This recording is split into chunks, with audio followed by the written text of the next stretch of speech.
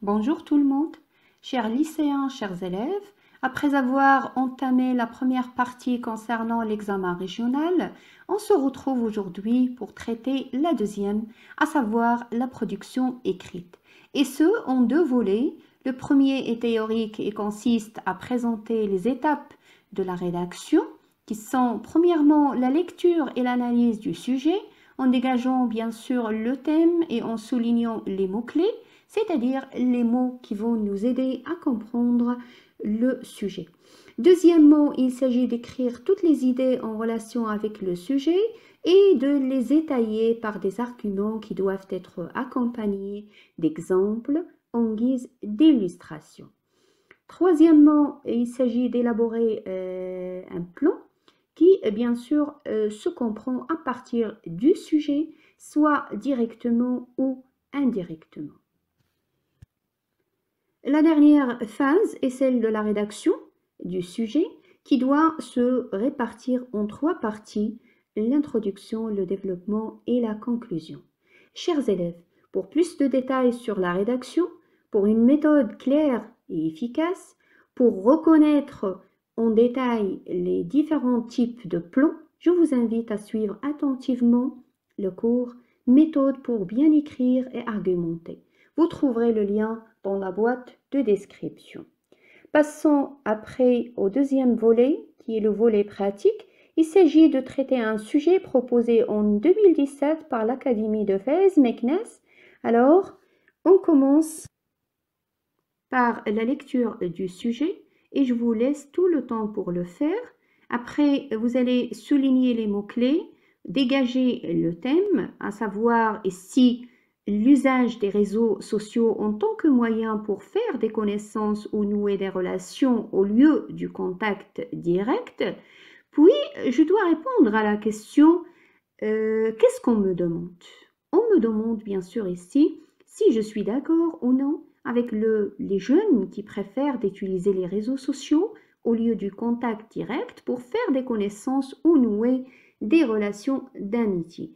Une fois que je réponds à la question, je commence par écrire toutes les idées en rapport avec ce qu'on me demande. Et si pour moi j'ai réparti mes idées en deux parties, dans la première, je marque le point de vue des jeunes qui sont ou bien qui préfèrent les réseaux sociaux, c'est la thèse.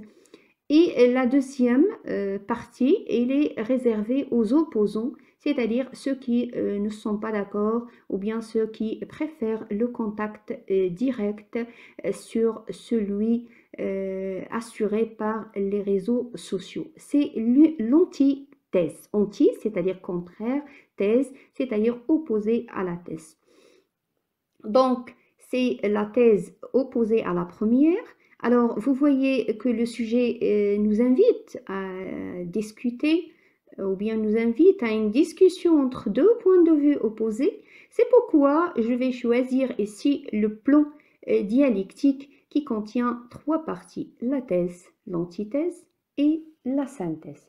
Dans la partie numéro 1, je vais présenter les arguments accompagnés des exemples pour appuyer la thèse, c'est-à-dire celle des jeunes qui préfèrent les réseaux sociaux pour nouer des relations d'amitié ou bien pour faire des connaissances. Dans la deuxième partie, je vais appuyer l'antithèse en s'opposant au fait que les réseaux sociaux ne sont plus un bon moyen pour nouer des relations d'amitié, mais plutôt donc on va marquer la préférence pour le contact direct.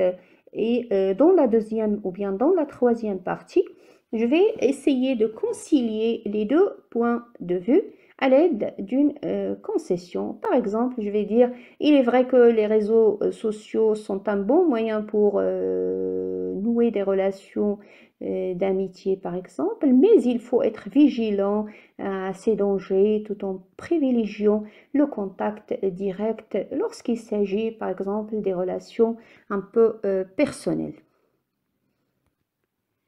Pour la quatrième phase, celle de la rédaction, on débute par l'introduction qui se compose de trois parties. La première consiste à amener le sujet, c'est-à-dire trouver un moyen pour l'aborder. Ici, donc, on l'a abordé en parlant de l'utilisation fréquente des réseaux sociaux. Et la deuxième partie est celle d'exposer le problème. Ici, ou bien il s'agit de montrer les deux points de vue opposés concernant l'utilisation des réseaux sociaux. Après, dans un troisième temps, on doit annoncer le plan. Ici, il est sous forme de questions qui implicitement nous renseignent sur les différentes parties du développement. Et il s'agit de confronter tout d'abord les deux points de vue opposés avant d'aboutir à la synthèse qui est une conciliation entre les deux points de vue opposés. C'est une sorte de dépassement du conflit. Alors déjà, on vient de citer les trois parties du développement, dont la dernière partie de l'introduction. La première, c'est la thèse. Donc, je développe les arguments en faveur des réseaux sociaux en tant que moyen pour nouer des relations ou faire des connaissances. Après, l'antithèse. Donc, je vais essayer d'attaquer, si vous voulez, la thèse en essayant de mettre le doigt sur les failles des réseaux sociaux en tant que, par exemple, moyen artificiel. Il dénature les relations, il est basé sur la quantité et non sur la qualité. Pour ce qui est de la synthèse, il a pour rôle de dépasser l'opposition vers une conciliation. Ici, il s'agit de révéler l'importance des réseaux sociaux ou bien de l'utilisation des réseaux sociaux, mais tout en faisant attention ou bien tout en signalant qu'il faut faire attention à ces dangers et veiller surtout plus à la quantité qu'à la qualité. Plutôt le contraire, il faut veiller plutôt à la qualité hein, plutôt qu'à la quantité. Et il faut aussi privilégier le contact direct dans le cas des relations un peu personnelles.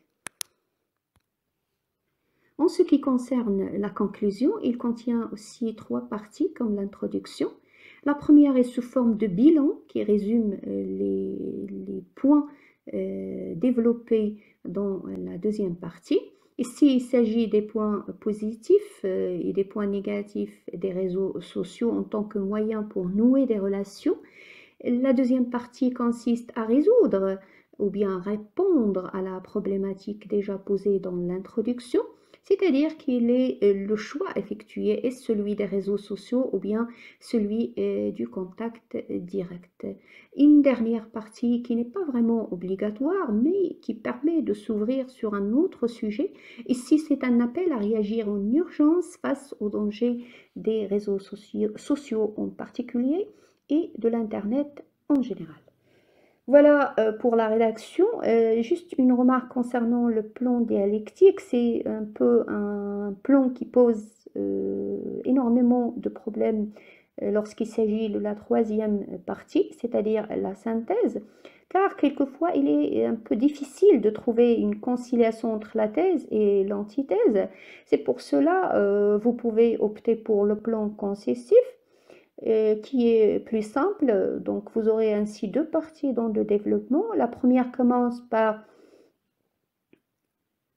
certes, ou bien il est vrai que sans doute suivez des arguments pour appuyer la thèse opposée ou bien l'antithèse.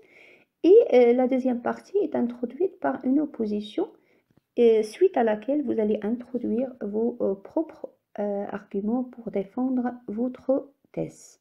Et bien sûr, vous pouvez l'introduire avec des connecteurs qui expriment l'opposition, comme mais, cependant, toutefois, néanmoins, or.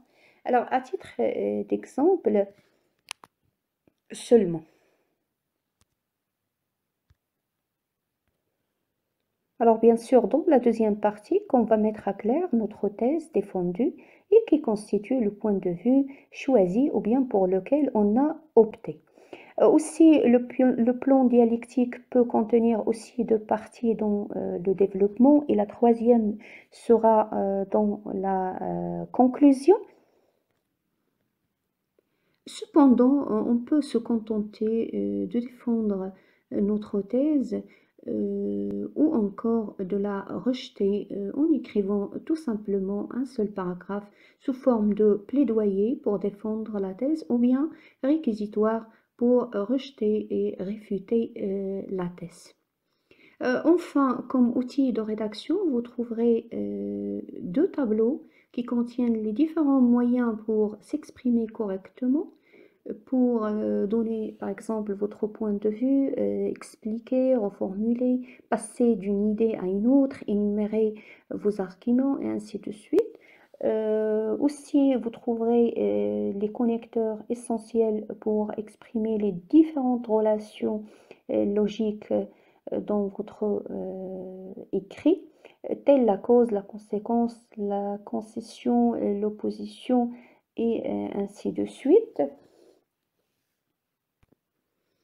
Alors vraiment, je ne peux pas vous quitter avant de vous montrer comment on peut gagner facilement des points. Tout d'abord, en veillant à respecter la consigne proposée par le sujet, c'est-à-dire respecter ce qu'on vous demande. Lisez bien le sujet, essayez de voir qu'est-ce qu'on vous demande et suivez à la lettre la consigne en évitant bien sûr le hors-sujet. Puis, respectez les différentes parties.